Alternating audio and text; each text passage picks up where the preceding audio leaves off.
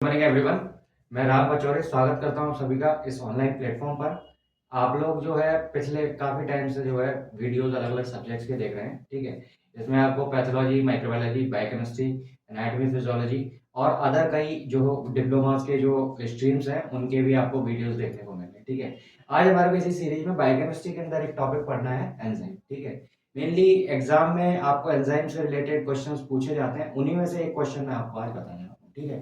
तो हमारे को क्या है कि इस टॉपिक के अंदर हमारे को पहले स्टार्टिंग में एंजाइम के बेसिक डेफिनेशन क्या होता है और उसके क्या क्लासिफिकेशन है उसको हमारे को समझना है, ठीक है। तो आइए देखते हैं एंजाइम का क्या इंपॉर्टेंट रोल है, ठीक है। इंपॉर्टेंट रोल की बात करें तो मेनली एंजाइम होता क्या है। एंजाइम जो है वो एक टाइप का नेचर में बायो कैटलिस्ट होता है, ठीक है। बायो कैटलिस्ट, ठीक है। बायो कैटलिस्ट का मतलब क्या है कि एक ऐसा सब्सटेंस जो कि आपकी किसी रेट ऑफ रिएक्शन को एनहांस कर दे, बढ़ा दे, ताकि वो रिएक्शन जो है जो आपको काफी टाइम ले रही है वो कम टाइम में कंप्लीट हो जाए। जैसे सपोज एक एग्जांपल के तौर पर मैं बताऊं तो आपका जैसे मान लीजिए कोई रिएक्शन है, ठीक है। जैसे कि एक कोई सबस्ट्रेट है, ठीक है, और इस रिएक्शन से इसमें एक प्रोडक्ट का फॉर्मेशन हो, ठीक है, समझ गए। यानी कि दो सबस्ट्रेट हैं जिनसे मिलकर के एक प्रोडक्ट बन रहा है।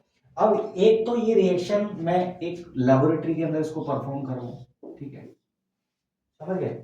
और यही रिएक्शन अगर इसी को हम ह्यूमन बॉडी के अंदर प्रोसीड करवाएं, ठीक है, तो ये सपोज मान लीजिए कि ये प्रोटीन है कोई, उसका हमें ब्रेक डाउन करवाना है, ठीक है। तो ये रिएक्शन अगर मैं इसको लैब के अंदर कराता हूं तो सपोज मान लीजिए इस रिएक्शन को कंप्लीट होने में आप मान सकते हो कि जैसे मान लीजिए 8 घंटे लग रहे हैं, ठीक है। और यही रिएक्शन हमारे बॉडी के अंदर जब हो रहा है, ठीक है, तो ये बॉडी के अंदर हमारे को ये रिएक्शन एंजाइम्स के प्रेजेंस में, ठीक है, यहाँ पर हमने इंस्पॉन्टेनियसली इस रिएक्शन को होने दिया। यहाँ पर एंजाइम्स के प्रेजेंस में देख रहे हैं कि यही प्रोटीन 2 घंटे के अंदर ब्रेक डाउन हो रहा है, ठीक है।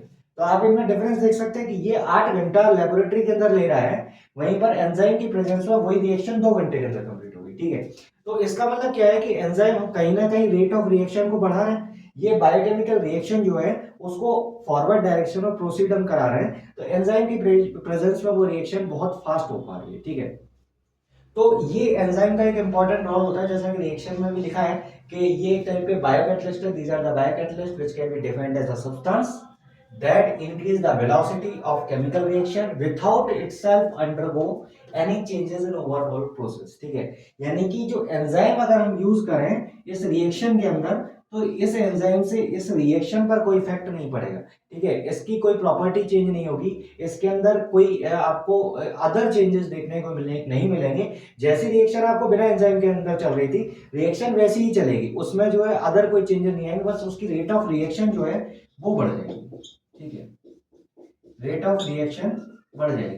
या किसी टिश्यू के अंदर चल रही है तो उसकी मॉर्फोलॉजिकल चेंजेस कुछ नहीं आने वाले, बस उसका जो आपका रिएक्शन होना था वही को क्या हो जाएगा, फास्ट हो जाएगा, ठीक है। इसको अपन एक एग्जांपल के द्वारा समझे तो ये हमारे को ज्यादा क्लियर हो जाएगा कि सपोज मान के चलें कि जैसे स्टूडेंट और टीचर, ठीक है, स्टूडेंट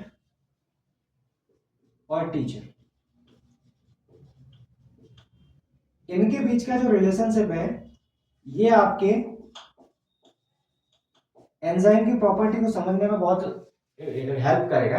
कि जैसे आप देखते हैं कि कोई स्टूडेंट किसी टॉपिक को समझने की कोशिश करता है, किसी बुक के चैप्टर को पढ़ता है, तो वो बुक के चैप्टर को पढ़ने में उसे काफी टाइम लगता है, तब वो जाकर के थोड़ा बहुत समझ पाता है, कभी कभी नहीं भी समझ पाता, ठीक है। लेकिन वहीं पर जब टीचर उस टॉपिक को एक्सप्लेन करता है, उसको समझाता है, तो वही टॉपिक उसको जो है जो पूरा दिल लगा दिया था वही टॉपिक उसको 1 घंटे में आधा घंटे में समझ में आ जाता है, ठीक है। और वो उस टॉपिक को बहुत इजीली समझ पाता है, एग्जाम में परफॉर्म कर पाता है, एग्जाम में लिख पाता है, ठीक है। तो ये आपका क्या है, यहाँ पर जो टीचर है वो क्या है, एक तरीके से कैटलिस्ट या एंजाइम की तरह काम किया, जिसने उस समझने के प्रोसेस को क्या कर दिया, फास्ट कर दिया, वो जल्दी से उस चीज को समझ पाया, ठीक है।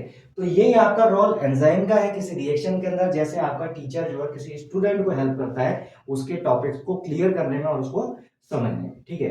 अब ये तो जनरल बात हुई हमारे एंजाइम की। पुराने टाइम में क्या था कि एंजाइम जो है कोई अगर नया एंजाइम खोजा जाता था तो वो एंजाइम क्या करते थे, हम उसको जो है या तो किसी जो डिस्कवरी जिस पर्सन ने की है, ठीक है, उस पर्सन की डिस्कवरी जिसने की है उसके नाम के ऊपर उस एंजाइम का नाम दे दिया जाता था, ठीक है। या फिर जो है अपन देखें तो इसके अंदर एंजाइम के जैसे इसमें कोई भी आपके उसने खोजा किसी साइंटिस्ट ने, उसके बेसिस पर उसका नाम दे दिया। या फिर हम एंजाइम के पीछे एक सफिक्स यूज कर लेते थे एज, जिससे हम ये पता लगा पाए कि ये जो है एंजाइम है, ठीक है। जैसे किसी भी वर्ड के पीछे अपन एज लगा दे, जैसे लिपिड है, लिपिड के ब्रेकडाउन का जो एंजाइम है उसको आप लाइपेज बोल रहे हो, ठीक है। जैसे अपन ने क्या करा, एज सफिक्स लगा दिया, ठीक है। जैसे यहाँ पर अपन एंजाइम बात करें, ट्रिप्सिन है, ठीक है, काइमोट्रिप्सिन है, ठीक है, ऐसे बहुत सारे एंजाइम। जैसे आप सफिक्स लगा करके लिपिड का ब्रेकडाउन वाला एंजाइम लाइपेज बोल सकते हैं, ठीक है। तो ये क्या है, बेसिकली कर क्या रहे हैं कि हम या तो डिस्कवरर के नेम पे दे दिया या हमने पीछे एज लगा दिया, लेकिन ये सारी कंडीशंस के अंदर हमारे को ये नहीं पता लग रहा है कि एंजाइम का फंक्शन क्या है, कर क्या रहा है, ठीक है। तो हमारे को क्या है कि इस फंक्शन को समझने के लिए हमने 6 कैटेगरीज बांटी है, जिसके बेसिस पे हम एंजाइम को क्लासिफाई करते हैं, ठीक है। वो 6 कैटेगरीज हमारे क्या करेगी कि कितने भी टाइप के एंजाइम यूज कर लो, वो अल्टीमेटली उन 6 कैटेगरी से बिलोंग करने वाले एंजाइम ही होंगे, ठीक है। तो हमारे को वो कैटेगरी समझनी है कि कौन कौन सी कैटेगरी के एंजाइम्स आपके होते हैं। पहले मैं एक जनरल प्रॉपर्टी की बात कर लेता हूं कि हमारे जो एंजाइम है उनकी बेसिक प्रॉपर्टी क्या होती है। पहली चीज आपको ध्यान रखनी है प्रॉपर्टी को लेकर के कि आपका जो एंजाइम है, ठीक है, आपका जो एंजाइम है वो प्रोटीनियस नेचर का होता है, ठीक है। आपका जो एंजाइम होता है वो क्या होता है, प्रोटीनियस नेचर का होता है, ठीक है, मतलब प्रोटीन्स का बना होता है, ठीक है। अधिकतर एंजाइम प्रोटीन के बने होते हैं, ठीक है। बट कुछ एक एंजाइम है जैसे जो आरएनए नेचर के होते हैं, जैसे राइबोसोम वगैरह, लेकिन बाकी मैक्सिमम एंजाइम जो होते हैं वो प्रोटीन नेचर के होते हैं, ठीक है। इसके लिए एक जो है वर्ड आप यूज करते हो, एक सेंटेंस कि all enzymes are protein but all proteins are not enzyme, यानी कि सारे एंजाइम प्रोटीन है बट सारे प्रोटीन एंजाइम नहीं हो सकते, ठीक है। देन इसके बाद आप बात करो कि ये जो एंजाइम्स होते हैं वो आपके थर्मोलेबाइल होते हैं, ठीक है। एंजाइम क्या होते हैं आपके, थर्मोलेबाइल होते हैं, मतलब ये क्या टेम्परेचर से बहुत जो सेंसिटिव है। आपका टेम्परेचर अगर वो एब्डोमेन टेम्परेचर इसको मिलेगा तो एंजाइम अच्छा वर्क कर पाएगा, और अगर आपका टेम्परेचर चेंज हो जाएगा तो वो नहीं कर पाएगा। जैसे बायोलॉजिकल टेम्परेचर आप बात करो तो हमारे बॉडी के अंदर 37 डिग्री सेल्सियस टेम्परेचर जो होता है वो एक आइडियल टेम्परेचर होता है, ठीक है। अब ये जो टेम्परेचर है, इस टेम्परेचर पर तो एंजाइम बहुत अच्छे से वर्क करेगा, जैसे हमारे बॉडी के अंदर बायोलॉजिकल रिएक्शंस होते हैं। बट अगर हम जो है इनको क्या करेंगे, टेम्परेचर को बढ़ा देंगे तो एक टाइम तक तो रिएक्शन की रेट बढ़ेगी, लेकिन एक टाइम के बाद क्या हो जाएगा कि आपका जो एंजाइम है वो वर्क करना ही बंद कर देगा, ठीक है, वो इनएक्टिव हो जाएगा, डीनेचुरेट हो जाएगा, ठीक है। तो ये कैसे हैं आपके थर्मोलेबाइल नेचर के होते हैं, ठीक है। फिर अपन बात करें कि ये जो एंजाइम है वो आपके क्या है, थर्मोलेबल नेचर के, और तीसरा आप बोलोगे कि ये रिएक्शन स्पेसिफिक होता है, ठीक है, रिएक्शन स्पेसिफिक होता है। मतलब हर एक रिएक्शन के लिए एक पर्टिकुलर एंजाइम का रिक्वायरमेंट है, कोई भी एंजाइम को आप यूज नहीं कर सकते आपके रिएक्शन के लिए, ठीक है। हर एक रिएक्शन के लिए पर्टिकुलर एंजाइम होता है जो आपको यूज करना होता है। और चौथा है कि ये जो है आपके कॉलॉइडल नेचर के, समझ गए, ये आपको ध्यान रखना है, इसको याद कर सकते हो ऐसे ट्रिक से कि जैसे CTPS, यानी सी से कॉलॉइडल नेचर के हैं, टी से थर्मोलेबाइल है, पी से प्रोटीनियस आपके टाइप के होते हैं, और एस मतलब स्पेसिफिक रिएक्शन शो का, ठीक है। ये जनरल आपकी प्रॉपर्टी हो गई। प्रॉपर्टी को हम आगे डिटेल में पढ़ेंगे कि आपकी जनरल कुछ प्रॉपर्टीज होती है, कुछ उसकी फिजिकल प्रॉपर्टी है और कुछ उसकी केमिकल प्रॉपर्टीज पाई जाती है, ठीक है। तो ये एंजाइम के बारे में जनरल आपको पता लग गया। सबसे पहले जो एंजाइम खोजा गया था, ठीक है, एक साइंटिस्ट समर नाम से था जिसने यूरिएज एंजाइम को सबसे पहले जो है एक्सट्रैक्ट किया था और उसको खोजा था यूरिएज एंजाइम को, ठीक है। तो ये आपको थोड़ा सा ध्यान रखना है। अब हमारे को बात करनी है सीधे सीधे क्लासिफिकेशन पे कि कितने टाइप के एंजाइम के क्लासिफिकेशन आपको दिए हैं। तो टोटली 6 टाइप के एंजाइम हैं जो आपको मिलते हैं, ठीक है, उन्हीं के बारे में हमारे को समझना है। तो आइए देखते हैं टेबल के जरिए उसको पूरा तरीके से समझते हैं, ठीक है। इसके अंदर 6 कैटेगरीज जो आपके एंजाइम की दी गई हैं, ठीक है, इनको आप याद रखेंगे एक ट्रिक के जरिए ठीक है। इसके अंदर आपका जो ट्रिक रहेगा वो ये है, OTHLIL, यानी कि O यानी oxidative reductase, T for transferase, H for hydrolase, L for lyses, I for isomerase और दूसरा L आपका लाइगेज का। ठीक है, तो यानी oxidative reductase, transferase, hydrolase, lyses, isomerase और लाइगेज। ठीक है, ये आपके 6 एंजाइम्स हैं जिनके जितने भी टाइप के एंजाइम्स होते हैं वो इन्हीं 6 कैटेगरीज के अंदर आते हैं। ठीक है, इसके अंदर सबसे पहले है ऑक्सीडेटिव रिडक्टेज, जिसके अंदर क्या होगा कि आपका ऑक्सीडेशन रिडक्शन रिएक्शन होगा। जैसे AS2+B, यहाँ पर कोई कंपाउंड है और इसमें क्या होगा कि आपका एक जगह ऑक्सीडेशन हो रहा है, दूसरा जगह रिडक्शन हो रहा है, यानी कि आपकी A+BS2, यानी कि इसमें क्या होगा कि जैसे रेडॉक्स रिएक्शन होती है उस तरीके से ये एंजाइम वर्क करता है। जैसे एग्जांपल के लिए अल्कोहल डिहाइड्रोजनेज, ये क्या है आपका एक एंजाइम है जो कि ऑक्सीडेटिव रिडक्टेज एंजाइम का एक एग्जांपल। ठीक है, देन इसके बाद आपका ट्रांसफरेज है। ट्रांसफरेज में मतलब किसी फंक्शनल ग्रुप का ट्रांसफर होता है। ठीक है, जैसे सपोज मान लो कि ये एक्स कोई फंक्शनल ग्रुप है जो कि पहले ए से जुड़ा हुआ था, फिर वो ट्रांसफर होकर के क्या हो गया, बी से जाकर के अटैच हो गया। जैसे एग्जांपल के लिए हेक्सोकाइनेज, ग्लाइकोलाइसिस के रिएक्शन के अंदर आप पढ़ते हैं इसे।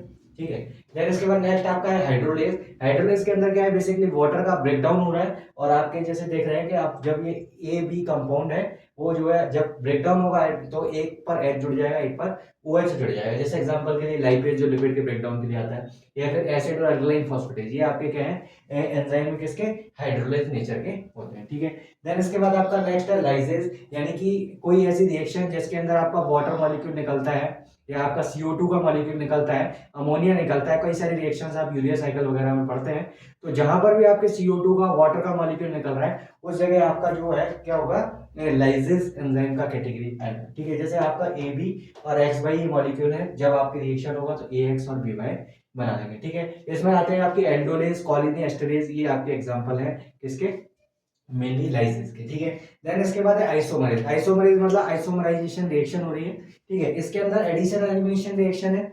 ये वाला जो है इसके अंदर क्या होगा कि एक आइसोमर जनरेट हो जाएगा, यानी कि बिल्कुल उसके जैसा दिखने वाला, ग्लूकोज और फ्रक्टोज जैसे आइसोमर होते हैं, तो उसी तरीके से जैसे पहले एक कंपाउंड ए था उसने बना लिया A डैश, तो ये आपका क्या हो गया, एक टाइप का आइसोमर बन गया। एग्जांपल के लिए जैसे कीटो आइसोमरेज, तो जिस भी एंजाइम के पीछे आइसोमरेज वर्ड लगेगा वो आपका इंडिकेट करेगा कि ये आइसोमरेज कैटेगरी का एंजाइम है। ठीक है, देन इसके बाद लास्ट आपका है लाइगेज। लाइगेज बेसिकली ब्रेकडाउन, मतलब आपके जोड़ने के लिए काम आता है। तो जैसे आपकी कोई रिएक्शन है AB, इसके अंदर ATP कंज्यूम होगा और वो क्या करेगा, AB आपस में जुड़ जाएंगे। दो सबस्ट्रेट है जो आपस में क्या करके जुड़ के एक कंपाउंड बना देंगे। ठीक है, जैसे एग्जांपल के लिए आप देखें तो इसके अंदर एसिटाइल कोएंजाइम है, कार्बोक्सिलेज ये एंजाइम है, या फिर आपका सक्सिनेट थायोकाइनेज, ये आपके beta oxidation of fatty acid के अंदर आप ये एंजाइम्स जो है, और TCA साइकिल वगैरह के अंदर आप उसको देखें। ठीक है, तो ये आपके बेसिकली 6 कैटेगरी के एंजाइम है जिनके अंदर आपको अलग अलग एग्जांपल्स हैं, इनको याद रखना है, इनकी रिएक्शंस जो है आपको रखनी है। ठीक है, तो अगर आपको कोई एंजाइम की क्लासिफिकेशन और उसके डेफिनेशन से रिलेटेड क्वेश्चन मिलता है तो आप ये पूरा लिख करके आ सकते हैं। ठीक है, आपको ये बुक के अंदर टेबल भी दे रखा है, आप वहां से पढ़ सकते हैं उनकी एंजाइम्स की कैटेगरीज के बारे में। ठीक है, तो ये था हमारा एक छोटा सा टॉपिक एंजाइम के बारे में। बाकी मिलते हैं किसी नए टॉपिक के साथ में। अगर आपको कहीं इसमें कोई डाउट लगता है या कोई समस्या आती है तो आप कमेंट करके पूछ सकते हैं, मैं आपको इसका क्लियर करूँगा। ठीक है, थैंक यू सो मच।